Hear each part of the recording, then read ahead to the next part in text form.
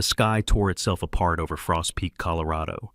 Inside a rattling, rusty pickup truck, the air was freezing, thick with the smell of spilled coffee and a man's cold fury. A 7-year-old boy, Liam, was shielding his 5-year-old sister, Mia. He was about to lose his only coat. She was clutching a one-eyed stuffed rabbit. Patches. Their stepfather called it training.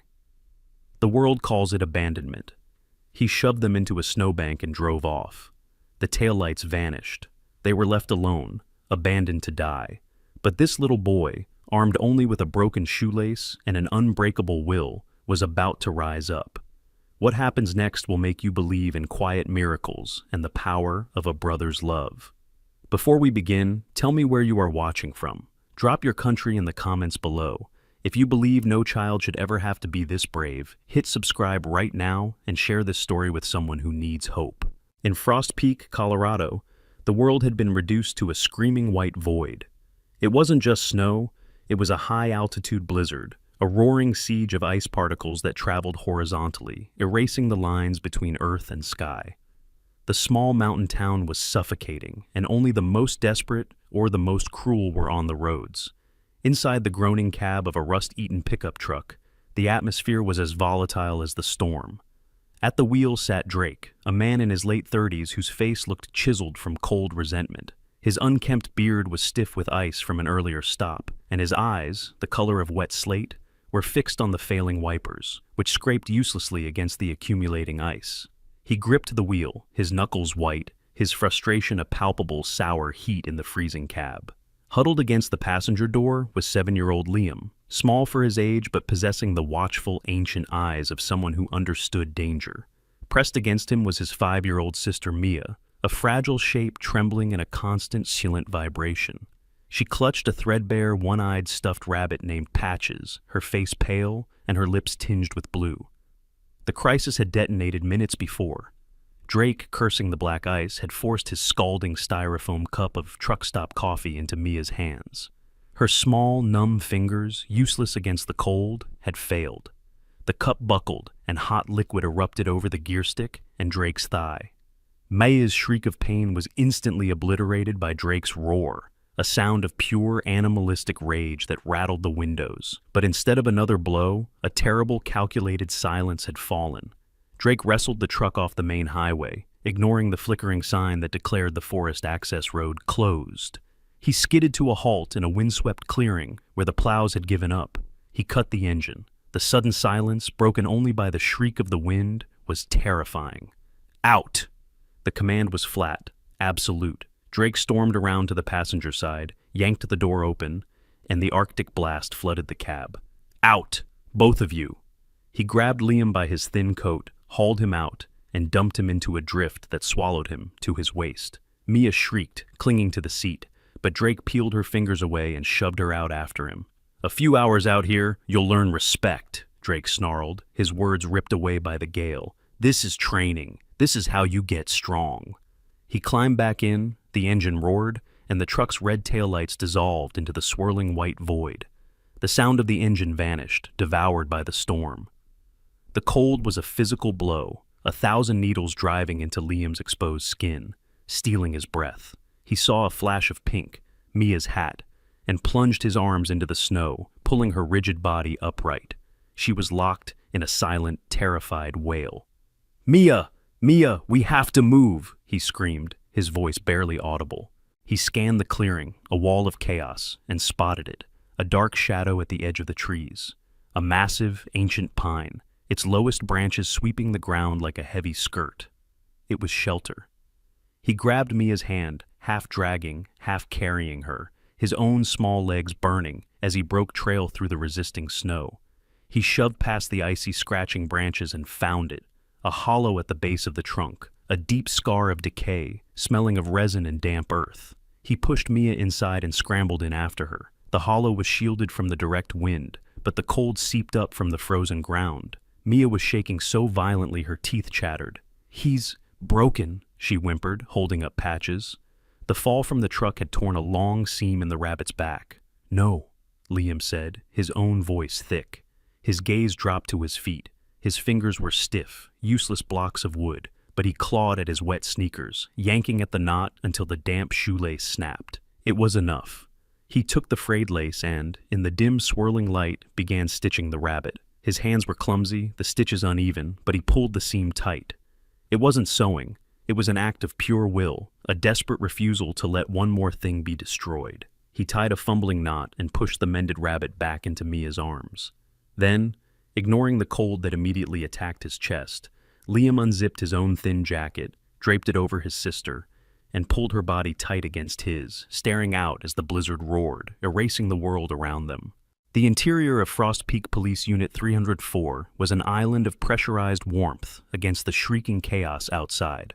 Officer Ben Carter, a man in his mid-40s whose face was shaped by the high-altitude sun and marked by patience, navigated the roads more by memory than by sight. His eyes, though clear and focused, held a deep, settled sorrow that had become part of him years ago. This storm, in its blinding, suffocating totality, scraped raw the old grief for his own son, Jake, lost at age 8 not to a blizzard, but to a silent, swift fever that had stolen him overnight. That loss had reshaped Ben, forging his empathy into a shield and his sense of duty into an obsession. He was meticulous, relentless, and he never ignored a gut feeling. Beside him, occupying the entire passenger seat and specialized canine platform, was Zeus. A magnificent 90-pound German shepherd, Zeus was at the peak of his 7-year career, his black and tan coat thick and pristine, his eyes holding an unnerving, focused intelligence.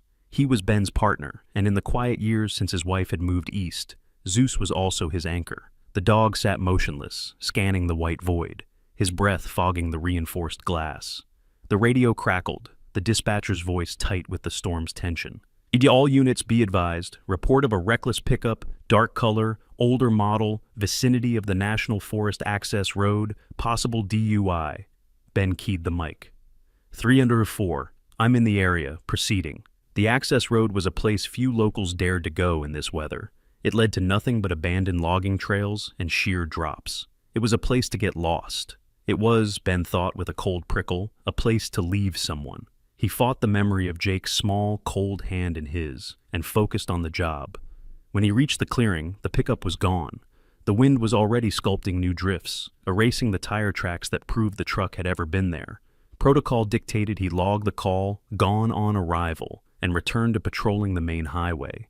He put the SUV in reverse, his gaze lingering on the churning wall of white where the forest began. And then Zeus broke protocol. It wasn't a bark, but a low, pressurized woof from deep in his chest. His ears went flat, and he pushed his nose against the air vent, sampling the frozen air. He turned his head, his focus absolute, his body rigid, locked onto the tree line. "What is it, bud?" Ben murmured, pulling the transmission back into park. Zeus whined, a high-pitched, urgent sound, and pawed at the door. He was trained to find narcotics, explosives, and suspects. But this alert was different. This was his human alert, the one he used when he found lost hikers. Ben's blood ran cold. The wind was a Factor 10 gale, capable of ripping scent to shreds, burying it under feet of snow. For Zeus to catch anything in this, it had to be recent, or it had to be strong. "Okay," Ben said, his voice quiet, decisive. He trusted the dog more than he trusted his own eyes. He grabbed his radio. "Dispatch 304, I'm 1023, arrived on scene at the access road. The vehicle is GOA, stand by." He looked at his partner, Officer Riley, who was likely coordinating from the warmth of the station. He'd check in with her once he knew. He zipped his heavy-duty parka to his chin, pulled his insulated gloves tight, and checked the powerful tactical flashlight on his belt. He hit the button to open the canine door. Zeus exploded from the SUV, his paws sinking deep into the powder, yet he moved with purpose, his nose down, already tracking. "Riley," Ben said into his shoulder mic, the wind tearing at his words. 304, I'm Code 6 on foot, at the forest access. My K9 has alerted on something. Request you monitor my position." The dispatcher's acknowledgement was immediate, a nervous crackle in his ear. "Seek, Zeus. Find." The shepherd didn't hesitate. He plunged into the drifts, following an invisible thread that the blizzard couldn't break. Ben followed, his heavy boots sinking, the world reduced to the beam of his flashlight and the dark driving shape of his partner. The cold was brutal, a physical weight that stole his breath. He pushed through low-hanging branches, ice crystals stinging his exposed skin like glass shards. Zeus wasn't tracking the clearing, he was moving with certainty toward a massive shadow Ben had mistaken for a rock formation, an ancient, scarred pine tree. Zeus stopped at the base, beneath the lowest, thickest branches, and began to bark, a sharp, controlled sound that cut through the howl of the storm. "What is it?" Ben panted, pushing the heavy, snow-laden branches aside, his flashlight beam slicing into the darkness. He stopped. His heart, which had been pounding from exertion, seemed to cease altogether. He saw them. It wasn't a hiker. It was a tangle of limbs and thin, inadequate clothing huddled in a dark hollow of the trunk. At first, he thought they were already gone, two small victims of the storm. Then the tangle moved. A small head lifted, and the beam of Ben's light caught the eyes of a child. It was a boy. Liam, his face streaked with frozen tears and dirt, his expression not one of relief, but of primal, cornered animal ferocity. He was shielding an even smaller, terrifyingly still form. Mia. "Go away!" Liam shrieked, his voice thin and reedy. "Get out!" Ben froze, holding his hands up slowly, his flashlight beam angled away from their faces. "It's okay, son. I'm the police. I'm here to help." "No, you'll hurt us. Go away!" Liam spat, and Ben saw his small, frozen hands searching the ground for a rock, a stick, anything to fight with. Ben's heart broke. This wasn't just a child lost in a storm. This was a child who expected cruelty. He saw the little girl's pale face, her blue lips. He saw the stuffed rabbit in her lap, its back crudely stitched together with what looked like a shoelace. That detail hit Ben harder than the cold. This boy hadn't just protected his sister, he had tried to mend her world. "I won't hurt you, Liam," Ben said, his voice rough with emotion, though he didn't know the boy's name. "I promise, my name is Ben. This is Zeus." Liam flinched, bracing for a blow as Ben took one step closer, but the man didn't move. Instead, the dog, Zeus, seemed to understand. The massive shepherd crept forward, low and non-threatening, past Ben's legs.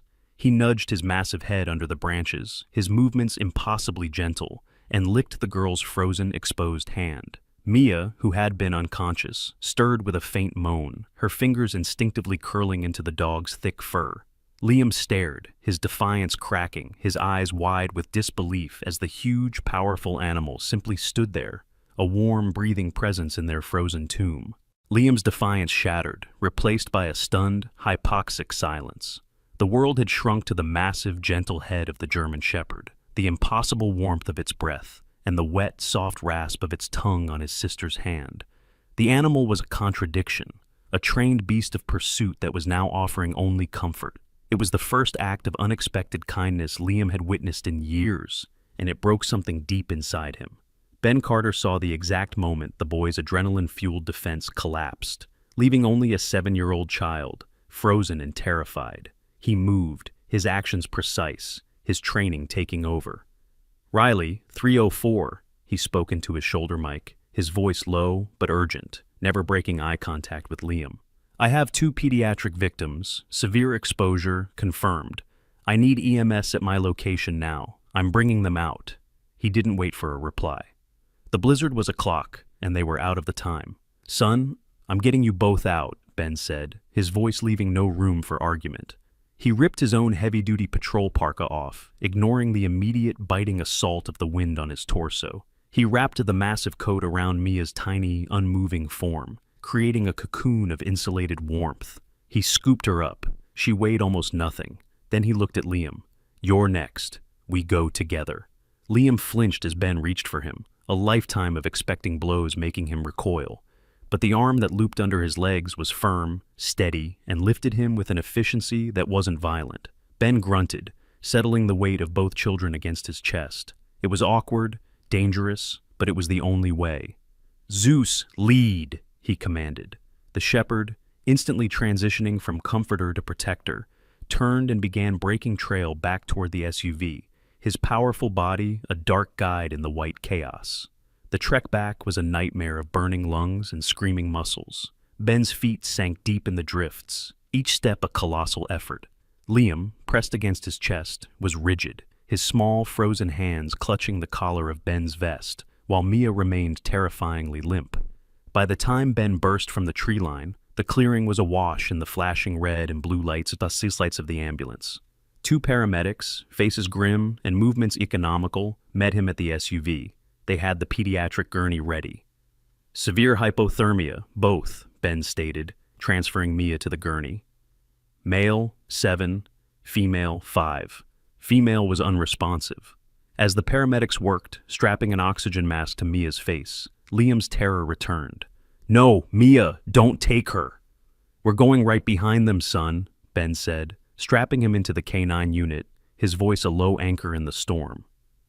"I won't leave you." Frost Peak General Hospital's emergency bay was a stark, sterile shock of light and noise. The team was waiting. They wheeled Mia straight into Trauma Bay 1. Liam was separated, wheeled into Bay 2, and his panic escalated into a thin, desperate wail. "That's enough!" A voice cut through the chaos.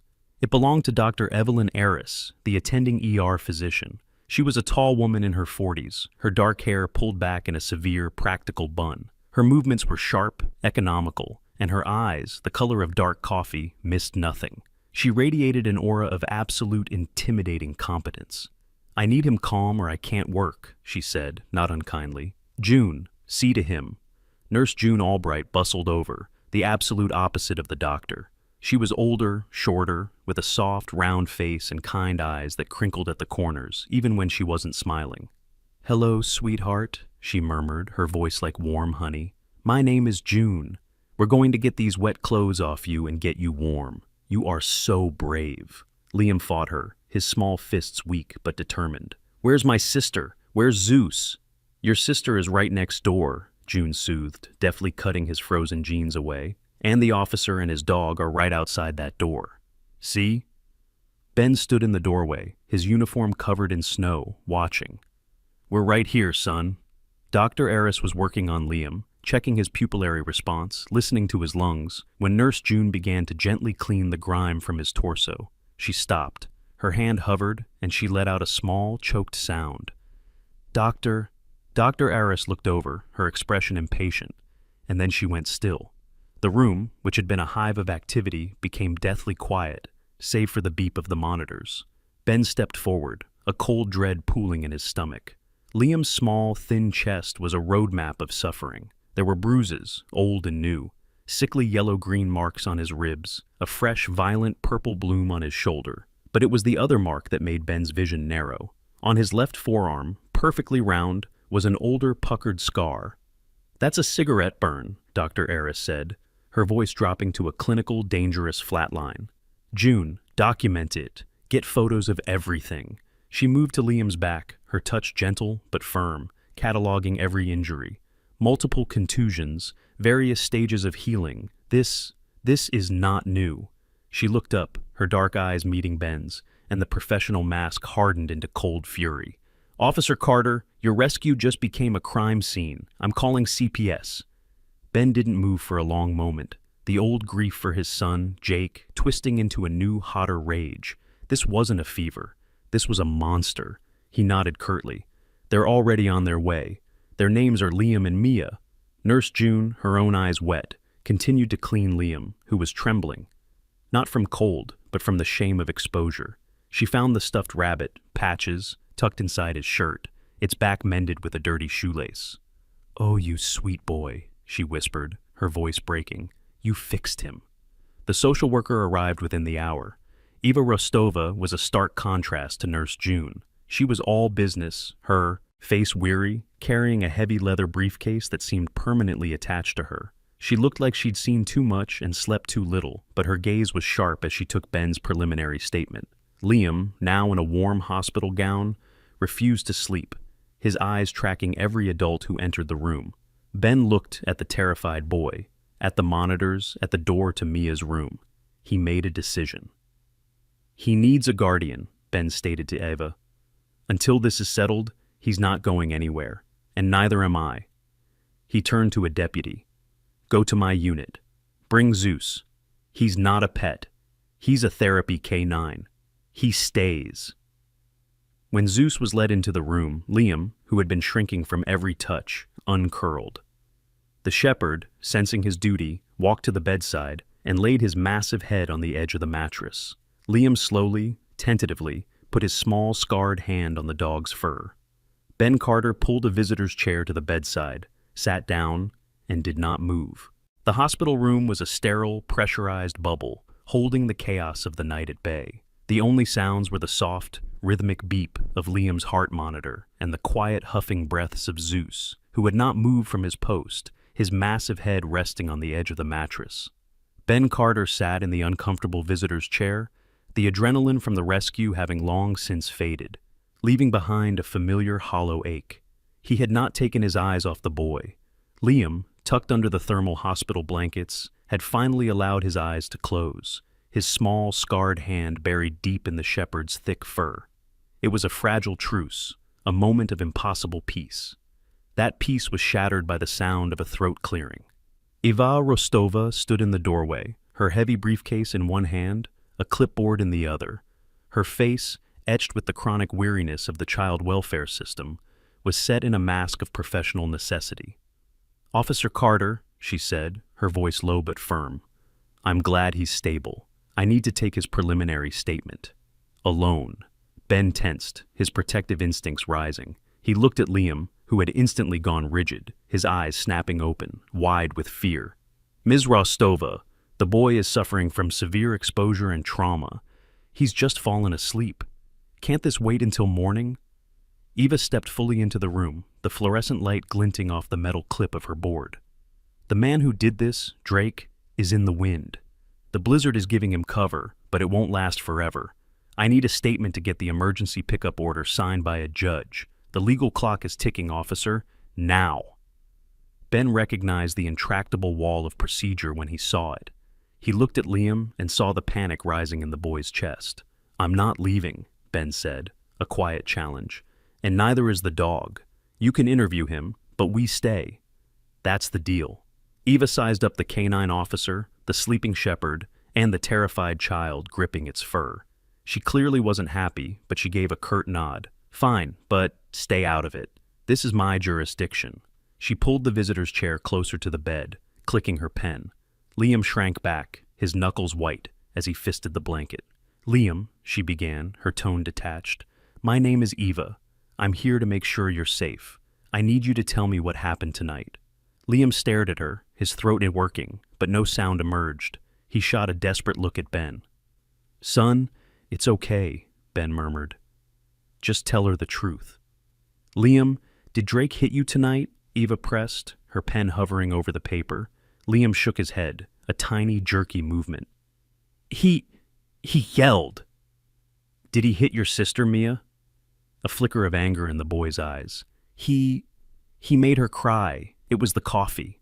Eva sighed, clearly frustrated by the fragmented answers. This was not a child conditioned to talk. This was a child conditioned to survive.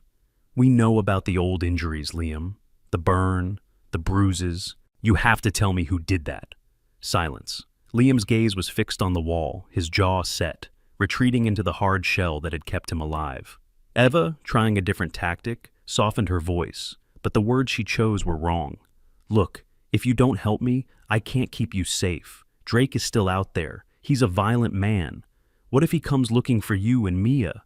It was like a switch had been thrown. The boy's practiced stoic mask dissolved into pure primal terror. His heart monitor skipped, its rhythm accelerating into a rapid thump, thump, thump. "No!" he gasped, sitting bolt upright, his eyes wild. He can't find us. You said we were safe." "He is safe," Ben cut in, his voice a low growl, shooting a warning look at Eva. But the panic was already loose. "He'll find us," Liam choked out, his terror now focused. "He always finds us. He said he would." He looked past Eva, his eyes locking on Ben, a desperate, sudden clarity in them. "You," he whispered. "You're a cop. You can stop him." Before Ben could answer, Liam scrambled for the bundle of his dirty, frozen clothes on the counter, which Nurse June had bagged. He ripped the bag open and retrieved the one-eyed rabbit, Patches. "Liam, what are you doing? That's just a toy." Eva started. "It's not," he hissed. His fingers, still stiff from the cold, tore at the crude, thick stitches of the shoelace he had used in the forest. He pulled at the seam, ripping it open, his breaths coming in short, panicked gasps. He plunged his small hand into the stuffing. Eva looked on, bewildered. Ben rose from his chair, sensing something critical. Liam's fingers closed around a hard, small object. He pulled it out. It was a smartphone, an old off-brand model with a spiderweb crack across the screen, wrapped tightly in a fast food napkin. He threw it, Liam panted, holding the phone out to Ben like an offering. He threw it at Mom. He thought it broke, but I took it. I kept it hidden. Ben took the phone. It was cold, dead. June, he called, not taking his eyes off the device. The kindly nurse who had been organizing supplies hurried over. I need a universal charger, now. While June fetched one, Ben looked at the boy, who was watching him with a terrifying, desperate hope. Who did you hide this from, Liam? From Drake, Liam whispered. He said he'd kill her if she ever called. I kept it. For Mom. A cold, heavy stone settled in Ben's gut. Mom. Where is your mother, Liam? Eva asked softly, the clipboard forgotten. Liam's face crumpled, the last of his strength gone. She's gone. She got sick. Drake said it was her fault. June returned with the charger. Ben plugged it in. The room was silent again, but this time it was a heavy, suffocating silence, charged with dread. For a long minute, nothing. Then, the screen flickered to life. It was locked. The code, Ben said gently. Liam, what's the code? Mia's birthday, Liam whispered. 1103. Ben typed it in. The phone unlocked. The gallery had only 4 items. 2 blurry photos of a cat and 2 video files. Ben's hand was steady as he tapped the first file. The video was short, grainy, and filmed from a low angle, as if the phone was on a table. A woman's voice pleading. Drake, stop! Please, you're scaring them. Then Drake's voice, slurred and monstrous. You think this is scary? I'll show you scary! The sound of a sharp, heavy slap echoed, and the phone clattered to the floor. The video ended. Eva Rostova let out an involuntary, choked breath. Ben's jaw was granite. He clicked the second video. This one was different. It was filmed from inside something, a closet or a cabinet, looking through a crack. It showed the small, dirty kitchen of their old apartment. It showed Drake and a thin, pale woman with blonde hair, their mother. He was backing her against the wall. He shoved her, hard. The thud of her head hitting the drywall was sickeningly clear. You'll never leave, Drake's voice snarled. You and these brats, you're mine. Ben stopped the video. He looked at Liam, who had filmed this, who had hidden this, who had carried this secret inside a stuffed animal through a blizzard. Eva Rostova, slowly, deliberately, closed her file. The procedural mask was gone, replaced by a cold human fury. He's not a victim, she said, her voice shaking slightly. He's a material witness to felony assault and domestic terror. She looked at Ben, her decision made. He can't go into the system. Drake knows the system. He'd find him. He needs protection. She pulled out her own phone. I'm authorizing an emergency placement. With you, Officer Carter. It's the only place he's safe. You're bonded, and you're armed. Ben looked at Liam. The boy, the secret finally released, had collapsed back onto the pillow, his small body finally surrendering to exhaustion. He was asleep in seconds, his hand falling from the bed, only to be held in place by Zeus's chin. Ben nodded at Eva. I'll take them both, Mia too. The blizzard had broken by dawn, leaving Frost Peak draped in a deceptively beautiful, brittle silence. The world outside the hospital window was a piercing, painful white, under a clear, cold sky. Inside, the transition was a blur of sterile procedure. Ben Carter, running on caffeine and a deep, aching sense of duty, signed the last of Eva Rostova's emergency placement forms. Mia, who had been stabilized in the pediatric ward, was brought out, pale and spectral, her eyes wide with a silent, paralyzing fear. She was dressed, like Liam, in oversized, donated sweatpants and a sweatshirt provided by Nurse June, who lingered by the door, her own eyes wet. They're good kids, Ben, June murmured, pressing a small bag into his hand. Just broken. Be patient. Ben nodded, his throat too tight to speak. The drive to his house was thick with an unspoken tension that the humming tires on the cleared roads couldn't cover. Liam and Mia sat in the back of the K9 unit, strapped rigidly into their seats. Liam's head was on a constant swivel, tracking every car, every turn, every movement of Ben's hands on the steering wheel. Mia just stared, her small hand clutching the mended rabbit, Patches, so tightly her knuckles were white. Zeus sat in the front passenger area, a silent, panting sentinel, his presence the only grounding force in the truck. Ben's house was a simple A-frame set back from the road, nestled in a grove of aspens, their thin trunks now stark black lines against the heavy snow. It was a quiet house, a house defined by absences. It smelled of dark roast coffee, old books, and faintly of dog. When Ben opened the door, Zeus trotted in, lapped noisily from his water bowl, and then collapsed onto his rug by the fireplace, letting out a heavy sigh of contentment. The children did not move. They stood dripping on the entryway mat, their small bodies rigid, as if they were afraid the floor might collapse beneath them. "This is it," Ben said, his voice sounding too loud in the quiet space. "This is home."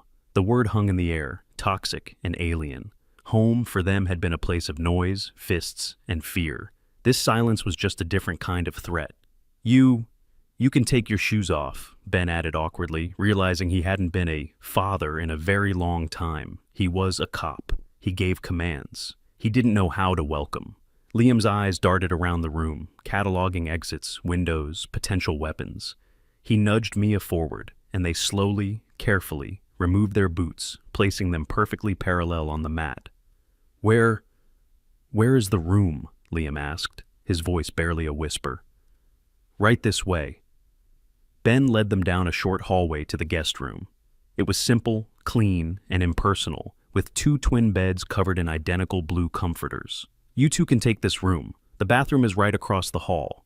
He set their small bag of donated clothes on one bed. Liam and Mia entered, but they didn't explore. They stood in the exact center of the room, halfway between the door and the beds, their arms stiff at their sides.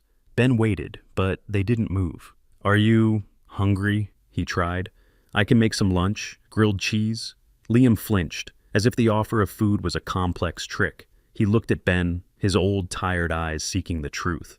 "What are the rules?" he asked. Ben blinked, thrown. "The rules?" "The rules," Liam repeated, his voice gaining a hard, robotic edge. "What time is quiet time? What do we do when you're angry? Can we use the bathroom after dark? What happens if we spill?" The questions, one after another, hit Ben like physical blows, each one a testament to the systematic terror they had endured. He realized he wasn't just giving them shelter, he was deprogramming them. He crouched down, forcing himself to be on their level, but kept his distance. "Okay, Liam, we need new rules. My rules are different." He took a breath, forcing his voice to be steady and clear. "Rule 1. The kitchen is always open. If you are hungry, you eat. You don't have to ask." He pointed to the refrigerator. "Always. Rule 2. There is no quiet time. You're kids. You can laugh. You can play. You won't be punished for making noise." Liam's skepticism was a physical wall. "Rule 3. Doors." Ben pointed to his own bedroom down the hall. "My door stays open. This door," he tapped their door, "only gets closed if you close it. I will always, always knock. No one will ever barge in here."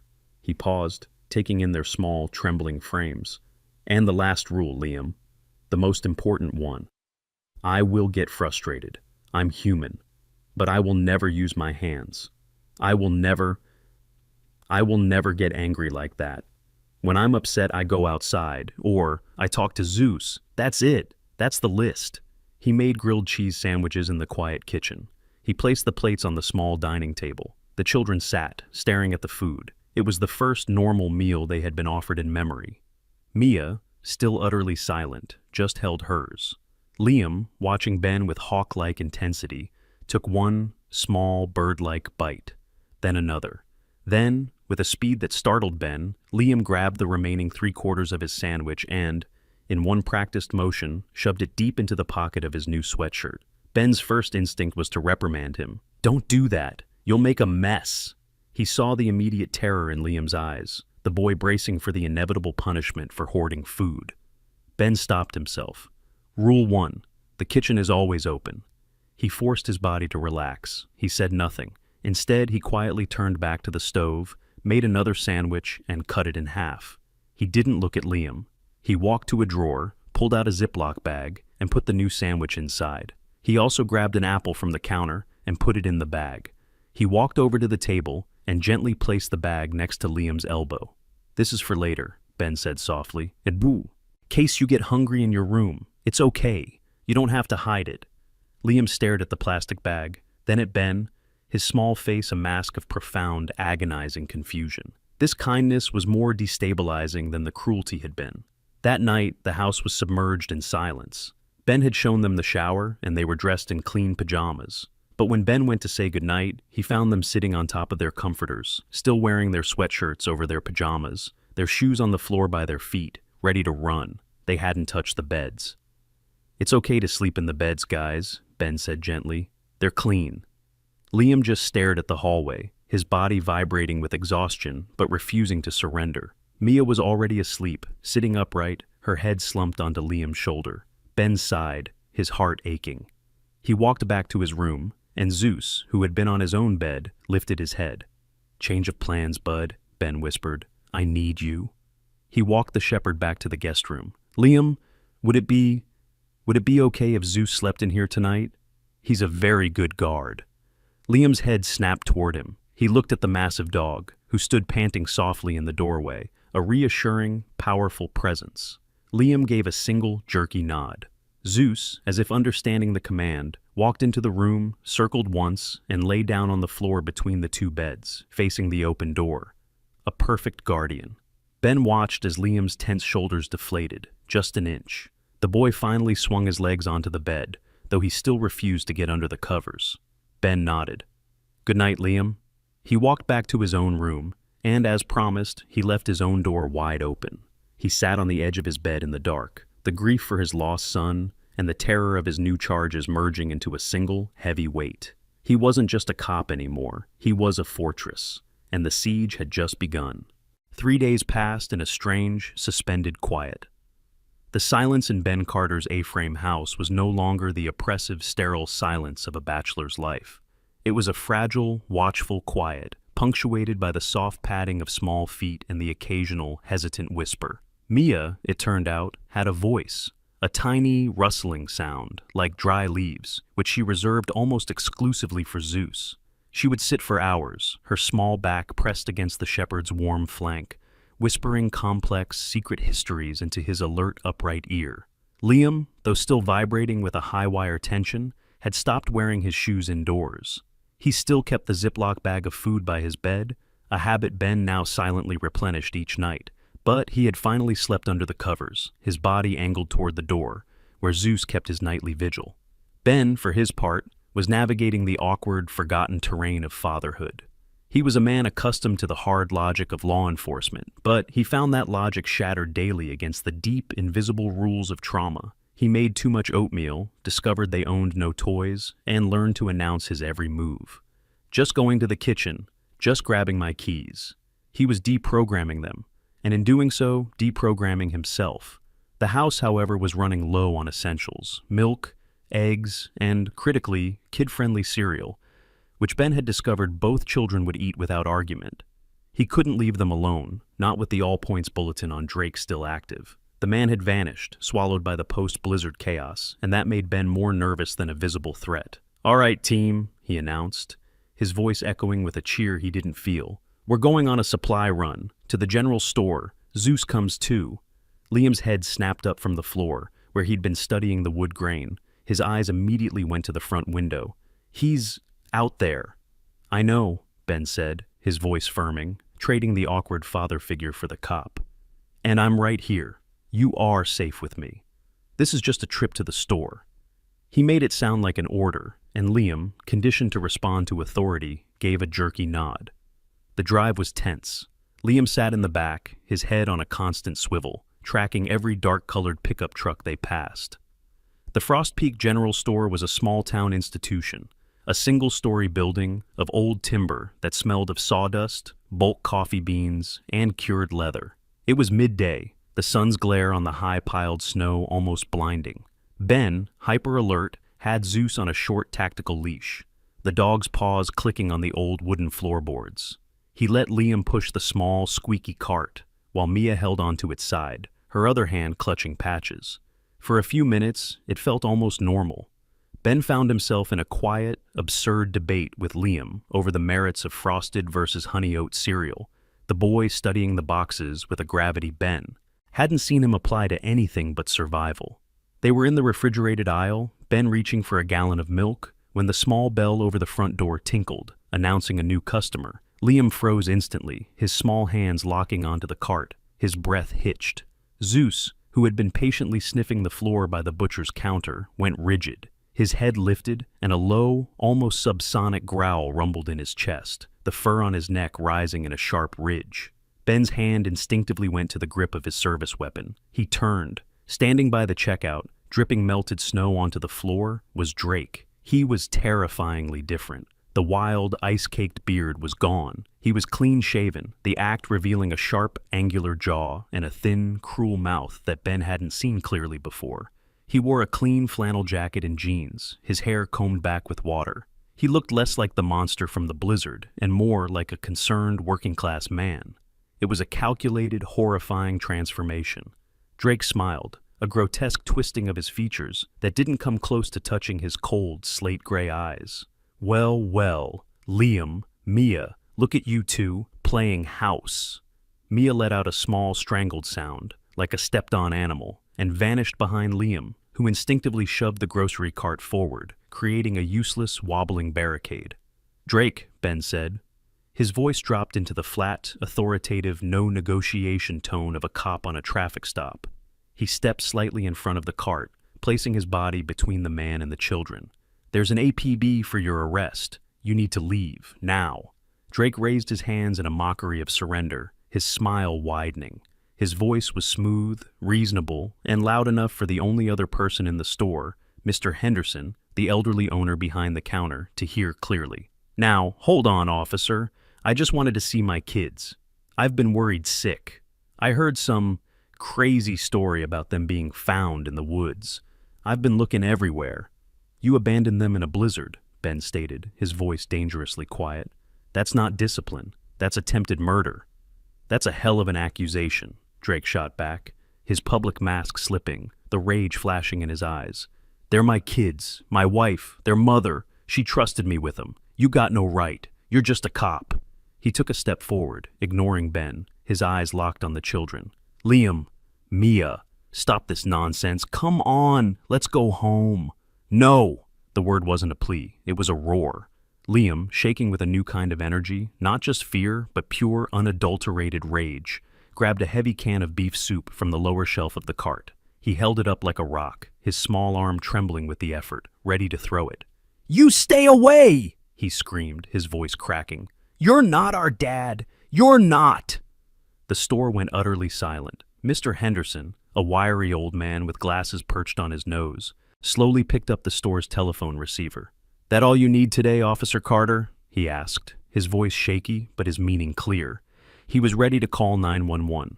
Zeus was no longer growling. He was standing, all 90 pounds of muscle vibrating, in a low, ready crouch, his teeth bared in a silent snarl. Ben led him. Drake, Ben said, you have 10 seconds to walk out that door before I arrest you for violating a custodial order and threatening a minor. 10, 9. Drake's eyes flickered. He looked from Ben's unyielding stance to the defiant, armed 7-year-old, to the terrifyingly quiet K9, and finally to the old man on the phone. He was trapped. The public persona, the clean-shaven mask, dissolved. The raw, cold malice returned, settling over his face.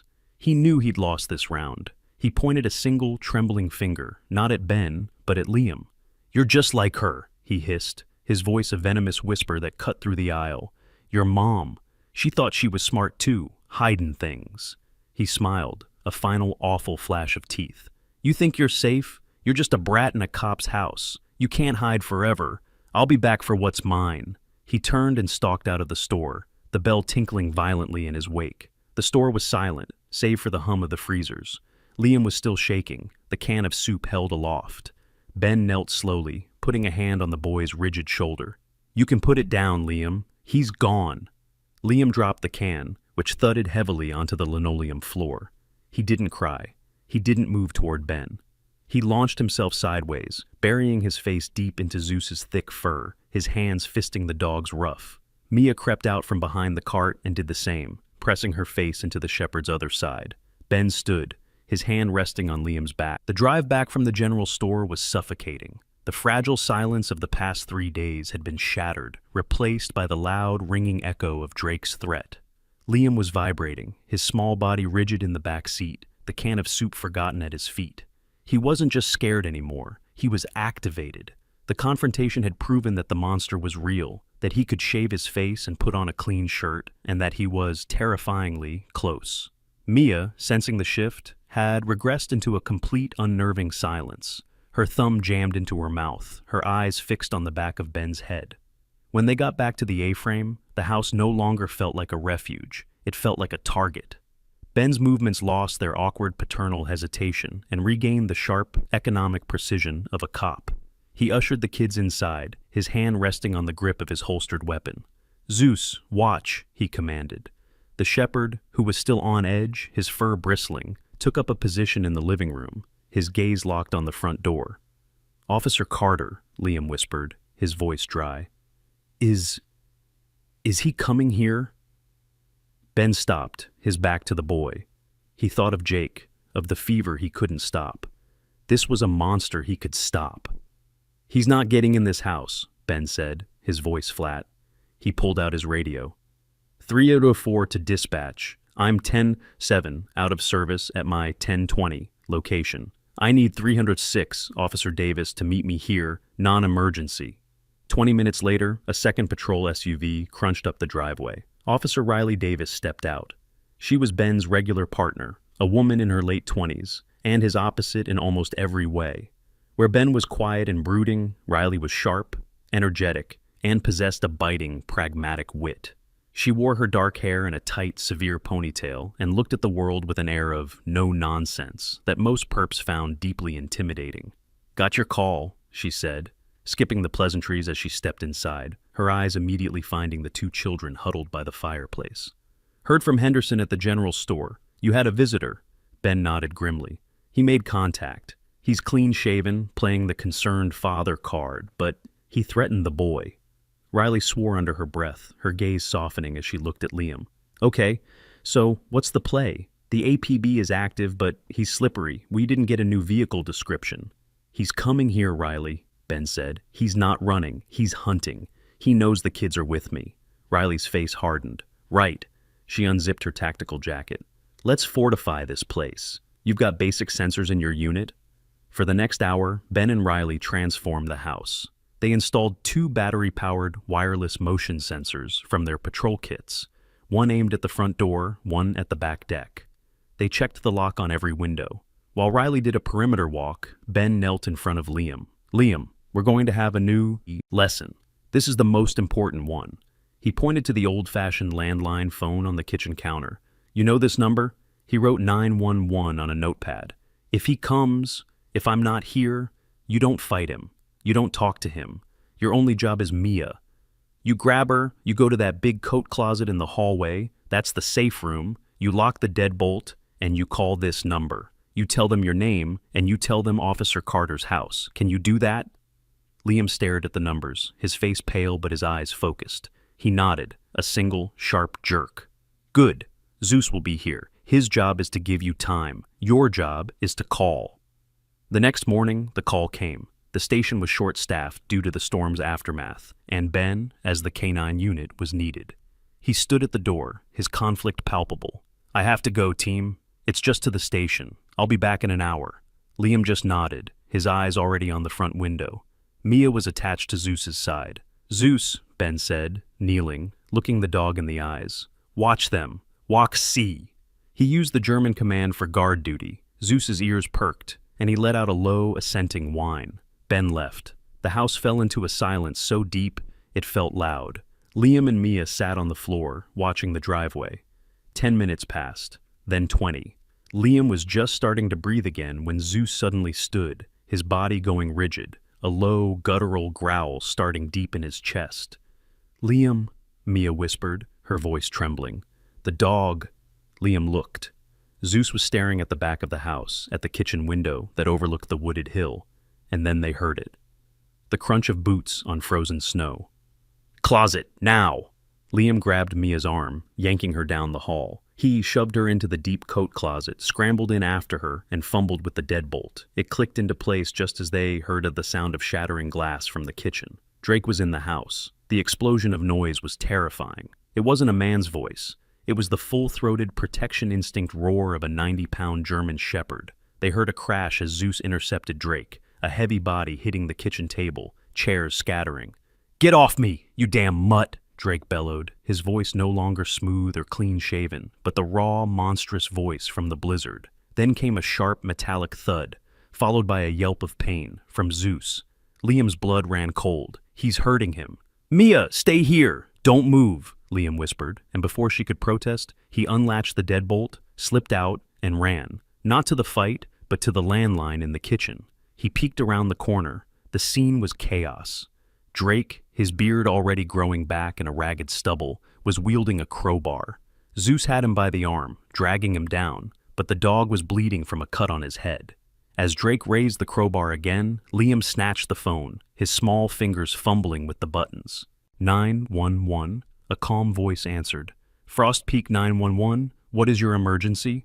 "He's here! He's in the house!" Liam shrieked, his voice reedy with terror. "He's hurting my dog! He's at Officer Carter's house! Please!"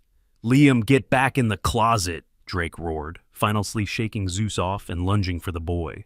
But the 911 call wasn't the only alert. The moment Drake had shattered the glass, the silent motion sensor Ben had installed had tripped, sending a high-priority alarm straight to the patrol units. Ben, who had only been 5 minutes away, hadn't even made it to the station. He was already racing back, his heart in his throat, his SUV flying over the packed snow. Riley, patrolling on the other side of the town, was right behind him. Ben skidded into his own driveway, his lights flashing, and burst through the front door, his weapon drawn, just as Drake raised the crowbar over Liam. "Police, get down! Get down on the ground!" Ben roared. Drake spun, his eyes wide with surprise and rage. He saw Ben and Riley, guns leveled. It was over, but in that split second of defiance, he lunged, not at the cops, but at the dog. "You!" Before he could strike, Ben holstered his weapon and moved, tackling Drake in a flying tackle that sent both men crashing into the wall. It wasn't an arrest. It was pure, cold fury. The fight was short, brutal. Ben, fueled by adrenaline, had Drake's arm twisted behind his back, his knee digging into the man's spine, before Riley had even finished the "hands behind your back" command. "You come into my house," Ben growled, his voice a low, unrecognizable rasp as he snapped the cuffs on. "You threaten my kids. You hurt my dog." Riley, securing the crowbar, looked at Zeus, who was lying in a pool of blood, whining but still trying to lift his head. "Ben, the dog's hit bad. Dispatch 304, we have suspect in custody. Roll EMS and animal control. K9 is injured." Ben, breathing hard, finally looked away from the man on his floor and saw Liam, still clutching the phone, pale as a ghost. He saw the closet door creak open and Mia's terrified face peek. He had stopped the monster, but the siege had left casualties. The chaotic energy of the breach collapsed into a surreal, compressed silence. The only sounds in the kitchen were Drake's muffled, furious curses against the floor. Riley Davis's voice on her radio, calm, precise, reporting, "Suspect in custody, K9 injured," and the high, thin, whistling breaths of Liam, who was still frozen, clutching the landline phone. Ben Carter hauled Drake to his feet, a rough, controlled movement, shoving him toward Riley. "Secure him. Get him out of my house." His voice was unrecognizable, a low rasp of cold fury. Riley nodded, her face grim, grabbing the cuffed man. Ben didn't watch them leave. He turned, his entire focus snapping to the two priorities that remained. Zeus was lying in a pool of blood by the kitchen table, his breathing shallow, his tail thumping weakly when he saw Ben. "Ben," Liam whispered, his voice cracking. "The dog. He's okay, son, he's tough." Ben's hands, though steady, were slick with sweat as he grabbed a clean dish towel, pressing it gently against the deep gash on the shepherd's head where the crowbar had connected. He heard the closet door creak open and saw Mia's tiny pale face peek out. "It's over, Mia. You're safe. Come out."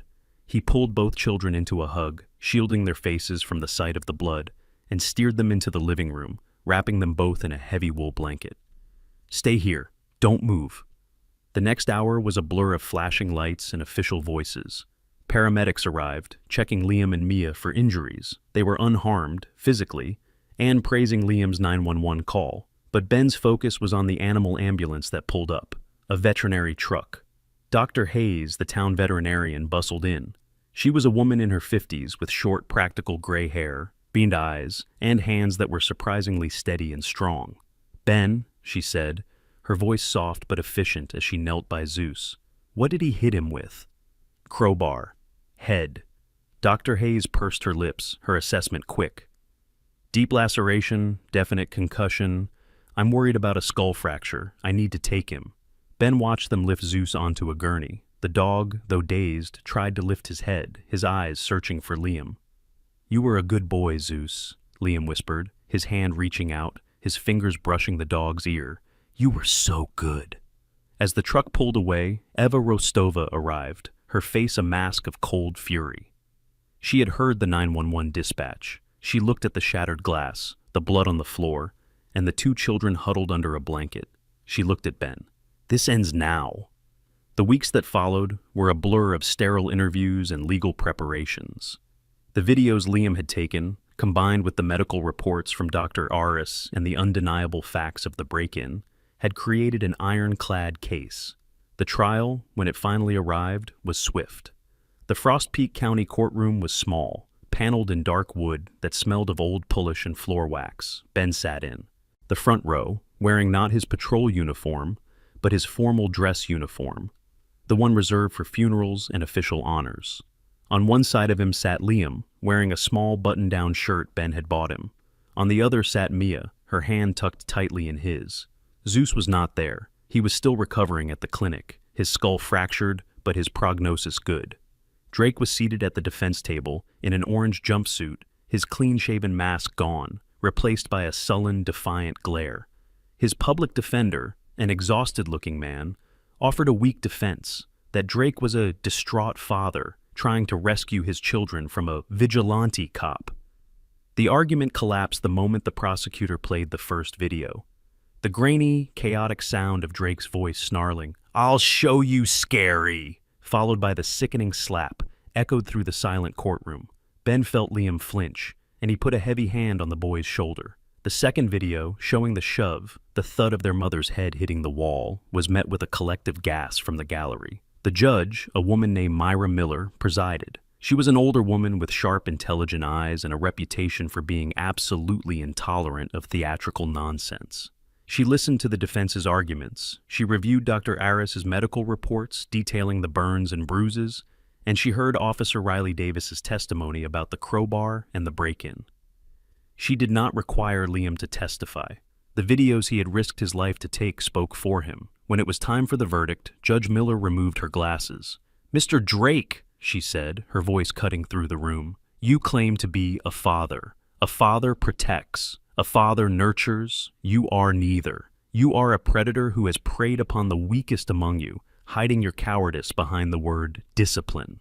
She looked at the evidence. "This court finds you guilty on all counts. 2 counts of felony child endangerment, 1 count of aggravated burglary, and 1 count of assault on a police canine." She paused. "Furthermore, based on the overwhelming evidence of sustained systematic abuse, this court hereby permanently terminates all parental rights. You will never see these children again." Drake erupted, a final guttural roar of rage, lunging forward before the bailiff subdued him. "They're mine!" he screamed as they dragged him out. "You can't take them!" Liam watched him go, his face pale, but he didn't cry. He just let out a long, slow breath, as if he had been holding it for his entire life. 6 months later, they were in the same courtroom. The air was different. It was early summer, and the afternoon sun streamed through the tall windows, illuminating the dust motes dancing in the air. Ben was there, this time in a simple civilian suit. Liam was beside him, looking taller, his hair neatly combed. Mia, in a bright yellow dress, was actually smiling, and she wasn't clutching patches. She was holding Ben's hand. At their feet, lying contentedly on the cool floor, was Zeus. A faint silver scar ran through the fur on his head, but his tail thumped rhythmically on the wood. Judge Miller was on the bench, but her severe expression was gone, replaced by a wide, genuine smile. "Well," she said, looking over the adoption paperwork, I see a lot of sad stories in this room. It's a profound pleasure to see a happy one. She signed the final page with a flourish. By the power vested in me by the state of Colorado, I declare this adoption finalized. Congratulations, Mr. Carter. Congratulations, Liam and Mia. She banged the gavel, and the sound was not an ending, but a beginning. That afternoon, they went to the forest. Not the dark, blizzard-choked clearing of that first night, but a high alpine meadow bursting with wildflowers. The sky was a deep, impossible blue. Ben spread out a blanket while Mia, who had rediscovered her voice, laughed. A bright, chiming sound that startled the birds. Liam, looking almost like a normal 7-year-old, was throwing a tennis ball. "Go get it, Zeus!" he yelled. The shepherd, fully recovered, bounded after the ball, his movements powerful and joyous. Ben watched them, his heart aching with a feeling he couldn't name. The old, cold grief for his son, Jake, was still there. It would always be there, but it was no longer a void. It was a memory, and it now shared space with this new, terrifying, profound love. Liam, panting, came and sat on the blanket, handing Ben the ball. "Your turn," the boy said, smiling. Ben took the ball, looked at his son, his daughter, and his partner, and threw it as hard as he could into the blue Colorado sky. The story of Liam, me, and Officer Ben Carter reminds us that even in the darkest, coldest nights, hope can be found. Sometimes, a miracle isn't the storm stopping, but rather a protector being sent into the storm.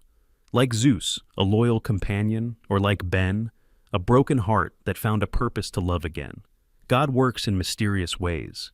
He didn't send Liam an army. He sent him a broken shoelace and an unbreakable will. He didn't make the abuser disappear. He gave a police officer the compassion to stand up and fight. In our daily lives, we all face our own blizzards. It might be fear, loneliness, or injustice. Remember, you are not alone. God's miracles are often hidden in the kindness of a stranger, the loyalty of an animal, or the strength you never knew you had until you were forced to rise.